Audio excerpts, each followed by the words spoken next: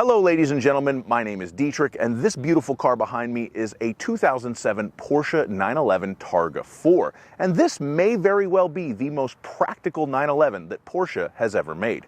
The Targa concept has been around for a long time. Originally it was just a lift-out center roof panel to give you kind of a convertible feel, and then it morphed into this, which is a sort of glass roof and hatchback concept. Yes, ladies and gentlemen, this is a Porsche 911 hatchback. I will get into that in a minute. And now you have this fancy dance electric roof configuration on the newest ones, which admittedly is very cool, but not as practical as this particular car. And the 997 Targa 4 may have been the zenith of the Targa practical model because all-wheel drive was standard, so we have all-weather traction, we have the additional cargo area underneath the hatchback, and it's just an amazing car. So today I'm going to review it for you. We are going to go over the Targa roof configuration and the hatchback cargo area on this car. We will measure out the cargo space for the frunk and the rear cargo area. We will have a look at the engine and transmission, and we'll go over the interior features. And as always, if some of that sounds good and some of it doesn't, check the description below for timestamps. So we'll start straight off with this car's party piece. It's amazing retractable Targa glass roof. When you get in the car, you will notice that there is an extra switch in the center console behind the gear lever. It's a two-position switch, so if you hit it just to the first position, you will retract the sunshade. It's a power sunshade that retracts into this little bar on the Targa roof. It's actually a pretty amazing piece of engineering in and of itself. And if you go to the second position, you will retract the glass roof itself, and it goes inside and behind the back window to keep everything very clean from the outside, but you still get that open air feeling with the car. It really is a cool system and very technologically advanced. Of course, the new Targas are even fancier with their retracting roofs and all the tricks that they can do, but this Targa roof is still very, very cool. When it comes to styling from the outside, this car pretty much just looks like a 911, which is a great thing. I love the way that 911s look. However, there are a couple of detail differences that you will notice. The first is this big chrome strip that kind of goes all the way around the greenhouse of the car. That is something that is unique to the 997 Targa model. And it's a subtle thing, but if you know what you're looking at, you'll know straight away that the car is a Targa from the outside. You also have a little bit of a sharper crease at the very end of the back window on the side of the car. Kind of changes the window graphic. On the non-Targa 911 coupes, it's a little bit softer of a curve back there. With this one, it's more of an angle. And I think it looks really cool. Really, I pretty much think every 911 is a great looking car. I even like the runny egg headlights on the early 996s. So I'm a bit of a fanboy. Take my opinion for what it is, but I think it's a fantastic looking car. But I do really like the little changes on the Targa model.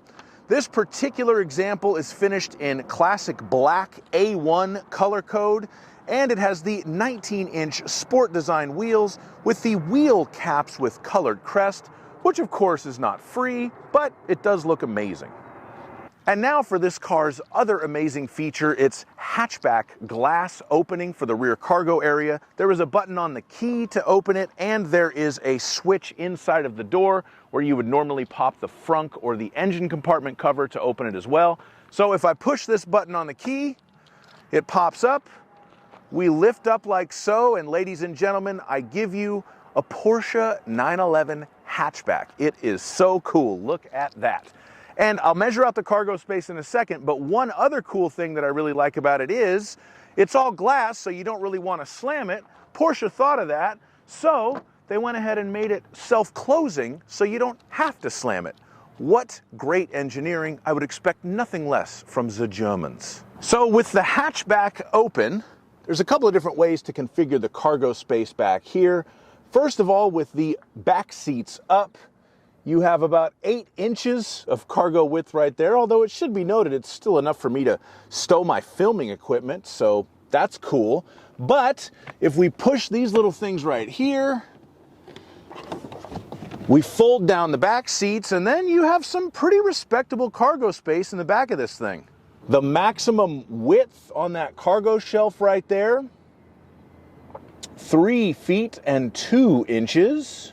The length of the rear cargo area with the back seats down, approximately 2 feet and 8 inches. And I say approximately because that is the measurement to the back of that front seat. So it does kind of depend on where you have the front seat set, but I do have it set in kind of a mid position right now. So that's pretty close to what it is. And if you lean way in with your laser tape measure, the maximum height from the roof to the back seat with the back seat folded down, 1 foot and 10 inches. So overall, hey, is it a giant cargo area? No, of course it's not, but it's in a Porsche 911, so it's amazing. Now, just for fun, we will measure out the frunk. So let's open it up and do just that. The width of the frunk from side to side is 2 feet and 3 inches. And the maximum height of the frunk from bottom to top, 1 foot 8 inches. That's kind of all there is to measure in there. Now let's take a look under the engine compartment cover, hood, whatever you want to call it. Of course, Porsche 911s are rear engine, so here's the engine right here in the back. We can see a little bit of it still in this 997 model. This is the base Targa 4, it's not the S, so this has a 3.6 liter, 325 horsepower engine with 295 torque. And in this particular example, it is mated to a fabulous 6-speed manual transmission. Absolutely love it. Great engine, great transmission, very responsive, plenty of power. Transmission's very easy to work with. The clutch is a little heavy, but other than that, it's actually not a bad car to learn how to drive manual transmission on. I still wouldn't necessarily recommend it because a clutch job in a 911 is bound to be relatively expensive, but still, there's a lot worse cars out there to learn how to drive a stick shift on, weirdly, than a 2007 Targa 4 911. The internal code for this engine is the M96/05. It is an updated version of the 3.6 liter that it was in the 996 911s, but they did fix the intermediate shaft bearing that was a major point of failure on those cars. So you don't have that issue on the 997s. And just in case you were interested, the internal code for the transmission is a G97/31 6-speed manual. I got my notes right here to prove it. And of course, since the engine and transmission are in the back, the fuel tank is actually in the front. The fuel filler cap is right here on the right side front fender. Unfortunately, the fuel click off on this car is not reliable. It never really seems to click off when it's full. So I am going to forego doing my classic fuel economy test on this car, even though I'd kind of like to see what it would do. There's just no way I could get an accurate reading, so I'm not going to bother wasting my time or putting the extra miles on the car. It's just not reliable enough for it clicking off for me to do the test the way that I do it. My apologies. Now we're going to move on to the interior of the vehicle and talk about the features in here. The first thing I'll touch on is the birth certificate for this car, which my friend got with it when she bought it. It's something that the original owner would have gotten from Porsche. It shows the VIN number, the options, the original MSRP on the car, which was $96,810, just for the record. It's signed by the President and Chief Executive Officer of Porsche Cars North America, a Dr. Kjell Gruner, back in 2007. And it's just a really cool thing to have to look at all the features and equipment on the car. As soon as you step inside, the first feature you will notice is the big stopwatch on the center of the dash. That obviously goes with the Porsche Sport Chrono package, and you can turn the stopwatch on using the little stalk below the turn signal stalk. It is a pretty cool feature. You can time lapse with it. Not sure how many people actually used it, but I'm assuming quite a few because people do take 911s to track days. But at this point, it's just something fun to play around with in this car, and it does look really cool. If I'm not mistaken, the 997 911 was the first one to offer the Sport Chrono package. Now Porsche just kind of puts clocks on the center dash on all their cars because they've decided it looked cool. But back when this car was built, it actually meant something. This car did also come with the navigation module, but it has been replaced by a Pioneer head unit that does wireless Apple CarPlay and has a backup camera that works intermittently. The Bose high-end sound package doesn't sound as great as it should. I'm thinking there's a weak connection somewhere between the aftermarket head unit and the amp, but, you know, it's there and it would have sounded great when the car was new. The original carpeted floor mats in interior color are still present and correct, and yes, those would have been an option. Porsche does not give you floor mats for free. What are you thinking? The interior color on this particular car is the stone gray standard leather, and it does look very, very good.